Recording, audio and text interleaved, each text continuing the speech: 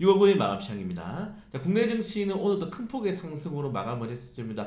자, 드디어 거래대금이 20조 원을 돌파했고 코스피 지수는 연중 최고치 랠리를 이어가고 있습니다. 물론 상하락 종목만 보면은 이게 최고치 랠리의 지수와 지표인가라고 보겠지만 이제 여러분들 의심을 버리셔야 됩니다.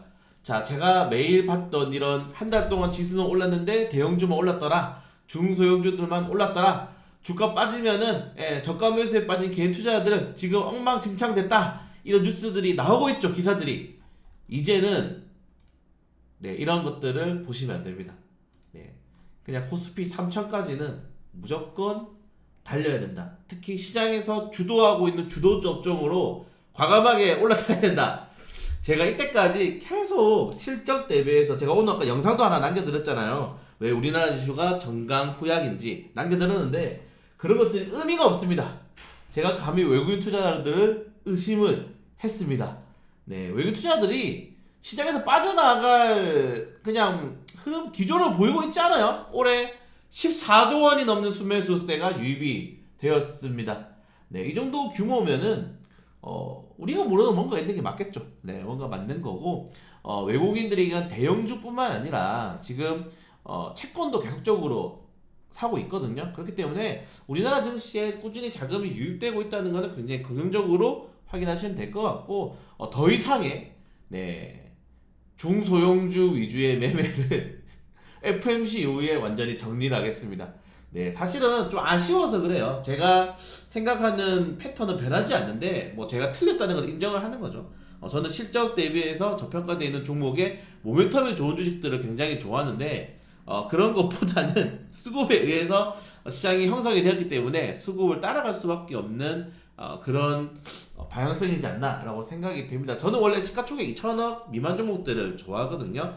개인 투자자분들이 원래 사실은 시가총액 좀 낮은 종목들 위주로 포트폴리오를 분산해 난 다음에 그 종목들이 시장을 주도하거나 정말 운 좋게 몇백 프로 상승이 나왔을 때는 그렇게 크게 좀 자산을 띄우는 방식을 좋아하는데, 지금은 그렇지가 않습니다. 수급이 그냥 우르르 몰리는 쪽으로 전체적인 수급이 몰려버린 시장이 형성되고 있고, 그런 것들이 또 대형주로 지금 형성되고 있기 때문에 리밸런싱을 한번 좀 고려를 해봐야 되지 않나 라고 좀 생각이 되고, 물론 저는 여전히 속마음은 아직은 과열 구간이라 생각하지만은 지표가 경제지표 아닙니다. 이 증시 지표가 현재 시장은 강세장이라는 것을 증명을 하고 있기 때문에 강세장이 또 따라가야죠. 외국인 투자들의 매매를 좀 잘 따라갈 수 있도록 해보겠습니다. 물론 FMC 이후에 저는 이렇게 생각해요. 파월이 갑자기 미친 짓 하고 연준 금리 올릴 수도 있습니다. 저는 그 2%의 리스크가 분명히 나올 수 있다고 생각해요. 금리 동결이 될 수 있는데 이번에 호주, 캐나다 금리 올린 거 보니까 파월이 미친 척하고 올릴 수도 있겠다라고 좀 생각을 하고 있기 때문에 약간 유의하고 있다는 점, 그 정도까지만 좀 보시면 될 것 같고, 그때까지도 만약에 파월이 금리 동결하고 연준이 금리 동결하고 외국인 투자들이 매 포지셔닝이 변하지 않는다면은 중소형주 중에서 좀 아직 시장에 소위를 받는, 특히 최근에 자동차 부품주들이 좀 많이 하락이 나오고 있죠. 현대차의 악재들이 쌓이면서 현대차가 지금 고점 대비해서 8% 넘게 빠졌는데 오늘 같은 시장에서 반등하지 못했습니다. 굉장히 좀 리스크가 장기화되고 있는 상황이고, 그렇게 된다면은 부품주들이라든가 소재업종들에 대한 자금들이 또 대형주로 쏠릴 수밖에 없겠죠. 개인 투자들은 따라가는 매매를 잘 하기 때문에 그런 것들을 좀 유의해 볼 필요가 있을 것 같다. 저는 매도하기 싫지만 가슴이 아픕니다. 이렇게 패배와 실패를 받아들이기가 좀 쉽진 않네요.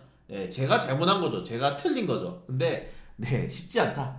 다만 그래도 의심해서 죄송하고, 저는 사과를 하고 다음부터는 이런 실수를 하지 않도록 하겠습니다. 앞으로 외국인 현들에게 까불지 않겠습니다. 제가 너무 어리석었다, 이 정도까지 좀 말씀을 드리고 싶고요. 그걸 제외하고는 오늘 MSCI 선진국 지수는 당연하게 불발이 되었는데, 또 주변가에서 내년이 가능성이 있다라고 지금 계속적으로 말을 하고 있습니다. 내년에도 가능성은 많이 희박하다는 점. 자, 우리나라 같은 경우에는 금융당국이라든가 금융위에서 너무 많이 증시에 개입을 해요. 개입을 하기 때문에 좀 자유시장의 분위기를 만들기 위해서는 많은 것들을 고쳐야 된다. 제가 생각하는 자유시장은 다 풀어요. 모든 걸 다 푸세요. 모든 걸 다 푼 대신에 그걸 어긴 사람들에 대한 처벌을 엄청나게 강력하게 하면 됩니다. 자유시장은 자유잖아요. 근데 그 자유를 훼손하고 남의 자유를 침범하는 사람에게 정말 엄벌을 내리면은 자유시장이 유지가 되는데 우리나라는 너무 약해요. 법도 약하고 뭐 일 터지면은 이제 규제를 해버리니까 MSCI 성공지수를 가입할 수 있을 것인지 그런 것들은 좀 쉽지 않겠다라고 좀 생각이 됩니다. 자, 삼성 SK하이닉스가 계속 신고가 랠리를 이어가고 있는 상황에서 오늘 환율까지 좀 조정이 크게 나왔죠. 와, 이게 3달 만에 1,300원으로 마감하는 것 같아요. 이게 본격적으로 좀 증시 강세장의 시그널을 보내고 있다는 점, 그런 것들을 본다면은, 네, 아까 말씀드린 것처럼 외국인 투자자들을 따라가는 매매를 적극적으로 해야 되지 않나라고 생각됩니다. 그래서 FOMC 위에 리밸런싱 하겠다고 제가 5월부터 말씀을 드리고 있는데 이제 3일 남았으니까 여러분들 3일만 조금 더 지켜봐 주시길 바라겠습니다. 이 정도 내용. 그래서 지금 우리는 아니죠. 저는 실패했다. 저는 이렇게 많이 올라간 걸 따라가지 못했습니다. 사실 뭐 단타를 짤짤이 치긴 했지만은 사실 저는 중소형 업종들에 조금 더 많은 베팅을 했고 포트폴리오를 넣었는데 저는 이거 실패했다. 앞으로는 저가 매수하면 안 된다. 무조건 고가 매수를 해야 된다. 여기 예를 NC소프트랑 LG생활건강 들었지만은 많은 대다수의 종목들이 좀 저평가된 종목들이 많은데 이제 저평가는 그냥 저평가밖에 놔두기로 하겠습니다. 자, 그리고 외국 투자들 제가 어제 이거 보고 의심했는데 바로 4,800억 규모의 수매수가 유입이 되고 있다는 점, 그리고 기계, 전기전자, 화학, 네, 철강은 좀 어쩔 수 없지만은 제조업, 우리나라가 좋아하는 종목을 다 샀어요. 물론 우수장비는 좀 아쉽습니다. 근데 이건 현대차의 계열적인 악재이기 때문에 또 악재는 해소가 되죠. 네, 악재가 해소된다면은 충분히 좋은 흐름 이어나갈 수 있다는 점. 자, 삼성전자, SK하이닉스, 야, 1%, 5%대 올라가면서 삼성전자 같은 경우는 최근에 고점에서 3% 정도 하락이 나왔는데 바로 좀 회복이 하는 모습이 나왔습니다. 현대차는 오늘 같은 시장에도 0.20%밖에 상승하지 못했다는 점, 좀 부진이 길어지고 있다는 점도 확인하시면 좋을 것 같고요.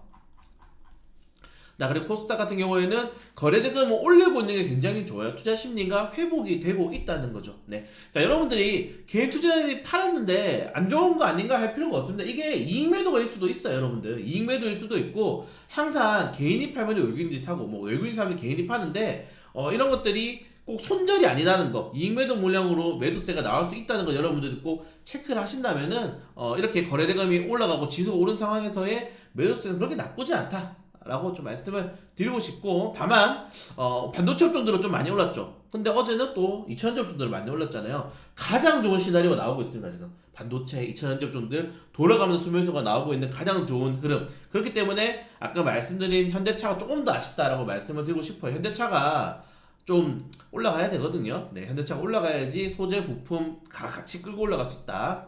자, 그리고 2,700이 뭡니까? 저는 이제 3,000 아니면은 상종하지 않겠습니다. 저는 이제 3,000을 무조건 외치겠습니다. 네, 3,000 아니면은 상종하지 않겠다. 앞으로 이 하락 배팅을 외치는 사람들은 2단화로 취급하겠습니다. 실패하는 사람들입니다. 저처럼. 과거의 저처럼. 네. 모르겠어요. 실적이랑 반대로 가잖아요. 주가가 계속. 물론 뭐 실적이 워낙에 안 좋으면은 이제 반발 매도 심리가 나올 수도 있고 개선이 될 수 있는데, 실적 개선이 최소 1년 걸리는데 그게 올라가 버리니까 이제 좀 눈물 닦고 있습니다, 여러분들. 원래 실패를 받아들이는 거는 굉장히 힘든 일이죠. 네. 네, 제가 더 열심히 해야 된다. 저 5월달에 부상도 좀 있었지 않습니까? 네, 계속 변명을 하고 있는.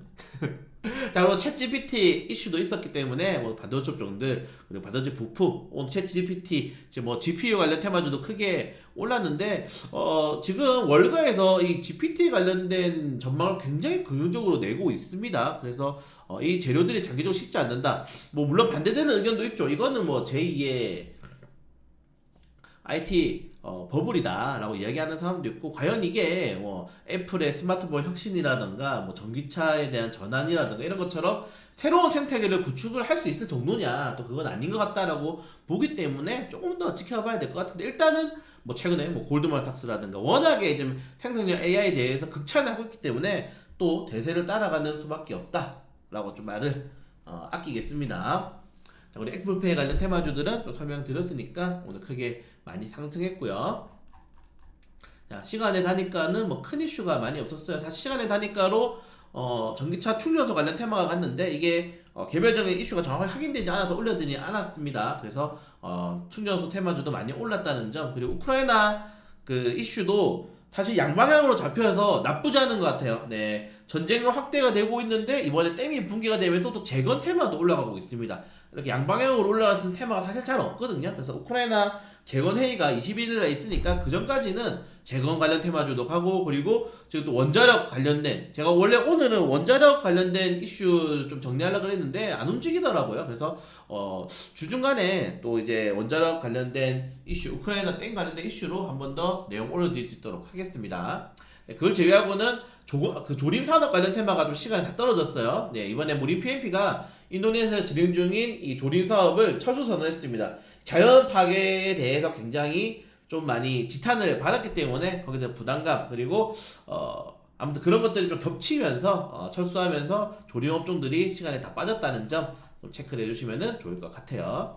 자, 그래서 다시 한 번 더 죄송합니다. 저는 틀렸습니다. 네, 저는 외국인들을 의심했고, 네, 지금 실적 대비해서 증시가 과열된 줄 알았는데 그런 거 상관없이 이제 앞으로는 무조건 3천까지 달리겠습니다. 제가 혹시라도 또다시 장전 시장이나 마감 시장이 안 좋은 얘기하면은 저에게 돌을 던져 주십시오. 네, 기꺼이 맞겠습니다. 자, 아무튼 뭐 그런 걸 떠나서 증시가 훈풍이 나오고 있는 건 굉장히 긍정적으로 보시면 될 것 같고, 정말 FOMC 때 금리 동결하고 오늘처럼 이제 노동 고용 지표가 조금만 시장이 좀 호재적으로 나오면은 바로 이렇게 반등이 나오잖아요. 그렇기 때문에 물론 오늘까지 말씀드리겠습니다. 뭐 미국 국채 발행 이슈도 있고요. 그리고 7월달에 금리 인상 가능성도 높은데 외국인 투자들이 워낙에 국내 증시에 대한 매수세가 유지되고 있기 때문에 그때까지는 좀 긍정적인 시선으로 증시를 바라보시면은 좀 좋을 것 같습니다. 자, 그래서 아직 중소형 업종들 정리를 이제 준비를 할 건데, 모멘텀 있는 종목들과 실적 좋은 종목들, 그리고 뭐 아직 뭐 단기적으로 61선 정도 그까지 기술적으로 깨자는 종목들 같은 경우에는 계속 브리핑해드리고 더 볼 테니까, 네, 관련된 내용들 궁금하신 거 있으면 언제든지 톡 주시길 바라겠습니다. 네, 주말 잘 쉬시고 큰 일 없으면 저는 중간저시 일정으로 찾아뵙도록 하겠습니다.